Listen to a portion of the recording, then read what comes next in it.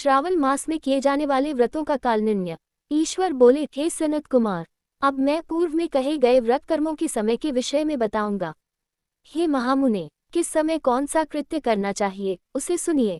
श्रावण मास में कौन सी तिथि किस विहित काल में ग्रहण के योग्य होती है और उस तिथि में पूजा जागरण आदि से संबंधित मुख्य समय क्या है। उन व्रतों के वर्णन के समय कुछ व्रतों का समय तो पूर्व के अध्यायों में बता दिया गया है। नक्त व्रत का समय ही विशेष रूप से उन व्रतों तथा कर्मों में उचित बताया गया है। दिन में उपवास करें तथा रात्रि में भोजन करें, यही प्रधान नियम है।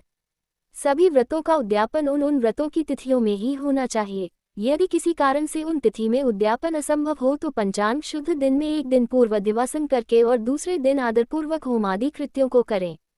धारण पारण व्रत में तिथि का घटना व बढ़ना कारण नहीं है। श्रावण मास के शुक्ल पक्ष की प्रतिपदा तिथि में संकल्प करके उपवास करें, पुनः दूसरे दिन पारण करें, इसके बाद दूसरे दिन उपवास करें। इसी क्रम से करते रहें। व्रती को चाहिए कि वह पारण में हविष्यांत मूंग चावल आदि ग्रहण करे। एकादशी तिथि में पारण का दिन हो जाने पर 3 दिन निरंतर उपवास करें। रविवार व्रत में पूजा का समय प्रातःकाल ही होना चाहिए। सोमवार के व्रत में पूजा का प्रधान समय सायंकाल कहा गया है। मंगल, बुध तथा गुरु के व्रत में पूजन के लिए मुख्य समय प्रातःकाल है। शुक्रवार के व्रत में पूजन उषाकाल से लेकर सूर्योदय के पूर्व तक हो जाना चाहिए तथा रात्रि में जागरण करना चाहिए। शनिवार के दिन व्रत में नरसिंह का पूजन सायंकाल में करें। शनि के व्रत में शनि के दान के लिए मध्याह्न मुख्य समय कहा गया है। हनुमान जी के पूजन का समय मध्याह्न है। अश्वत्थ का पूजन प्रातःकाल करना चाहिए। हे वत्स, रोटक नामक व्रत में यदि सोमवार युक्त प्रतिपदा तिथि हो तो वह प्रतिपदा 3 मुहूर्त से कुछ अधिक होनी चाहिए, अन्यथा पूर्वयोगिनी प्रतिपदा ग्रहण करनी चाहिए। औदुम्बरी द्वितीया सायंकाल व्यापिनी मानी गई है। यदि दोनों तिथियों में पूर्वविध हो तो तृतीया से युक्त द्वितीया ग्रहण करनी चाहिए। स्वर्णगौरी नामक व्रत की तृतीया तिथि चतुर्थी युक्त होनी चाहिए। गणपति व्रत के लिए तृतीया विद्ध चतुर्थी तिथि प्रशस्त होती है। नागों के पूजन में षष्ठी युक्त पंचमी प्रशस्त होती है। सुपोदन व्रत में सायंकाल सप्तमी युक्त षष्ठी श्रेष्ठ होती है। शीतला के व्रत में मध्याह्न व्यापिनी सप्तमी ग्रहण करनी चाहिए। देवी के पवित्रारोपण व्रत में रात्रि व्यापिनी अष्टमी तिथि ग्रहण करनी चाहिए। नक्तव्यापिनी कुमारी नवमी प्रशस्त मानी जाती है। इसी प्रकार आशा नामक जो दशमी तिथि है वह भी नक्त व्यापिनी होनी चाहिए। विद्ध एकादशी का त्याग करना चाहिए। हे मुने, उसमें वेद के विषय में सुनिए। एकादशी व्रत के लिए अरुणोदय में दशमी का वेद वैष्णवों के लिए तथा सूर्योदय में दशमी का वेद स्मार्तों के लिए निंद्य होता है। रात्रि के अंतिम प्रहार का आधा भाग अरुणोदय होता है। इसी रीति से जो द्वादशी हो वह पवित्रारोपण में ग्राह्य है। कामदेव के व्रत में त्रयोदशी तिथि रात्रि व्यापिनी होनी चाहिए। उसमें भी द्वितीयायाम व्यापिनी त्रयोदशी हो तो वह अति प्रशस्त होती है। शिवजी के पवित्रारोपण व्रत में रात्रि व्यापिनी चतुर्दशी होनी चाहिए। उसमें भी जो चतुर्दशी अर्धरात्रि व्यापिनी होती है वह अतिश्रेष्ठ होती है। उपाकर्म तथा उत्सर्जन कृत्य के लिए पूर्णिमा तिथि अथवा श्रवण नक्षत्र होने चाहिए। यदि दूसरे दिन 3 मुहूर्त तक पूर्णिमा हो तो दूसरा दिन ग्रहण करना चाहिए, अन्यथा तैत्तिरीय शाखा वालों को और ऋग्वेदियों को पूर्व दिन ही करना चाहिए। तैत्तिरीय यजुर्वेदियों को 3 मुहूर्त पर्यंत दूसरे दिन पूर्णिमा में श्रवण नक्षत्र हो तब भी पूर्व दिन दोनों कृत्य करने चाहिए।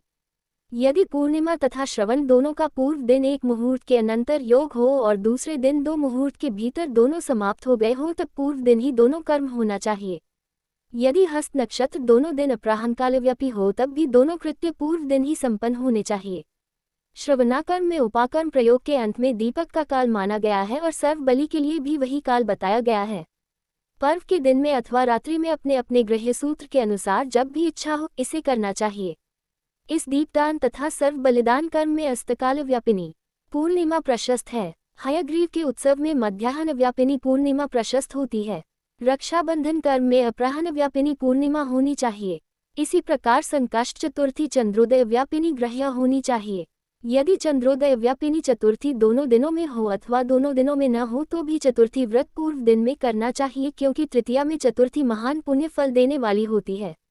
अतः हे वत्स, व्रतियों को चाहिए कि गणेश जी को प्रसन्न करने वाले इस व्रत को करें।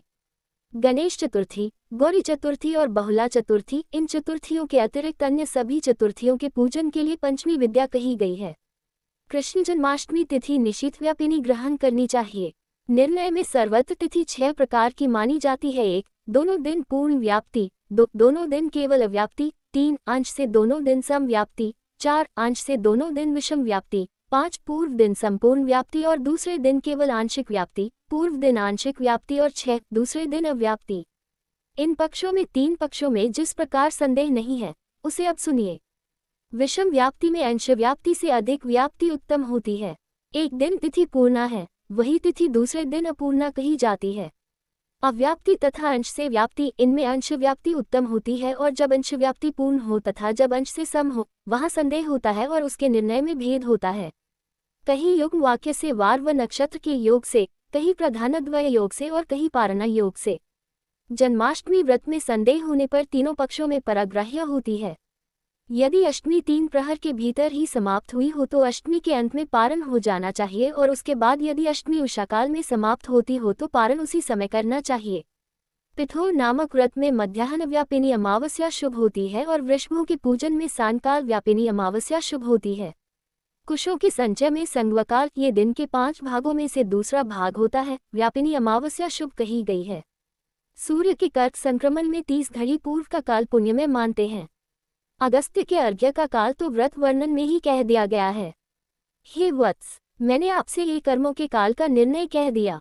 जो मनुष्य इस अध्याय को सुनता है अथवा इसका पाठ करता है वह श्रावण मास में किए गए सभी व्रतों का फल प्राप्त करता है। इस प्रकार श्री स्कंद पुराण के अंतर्गत ईश्वर सनत कुमार संवाद में श्रावण मास महात्म्य में व्रत निर्णय काल निर्णय कथन नामक 29वां अध्याय पूर्ण हुआ।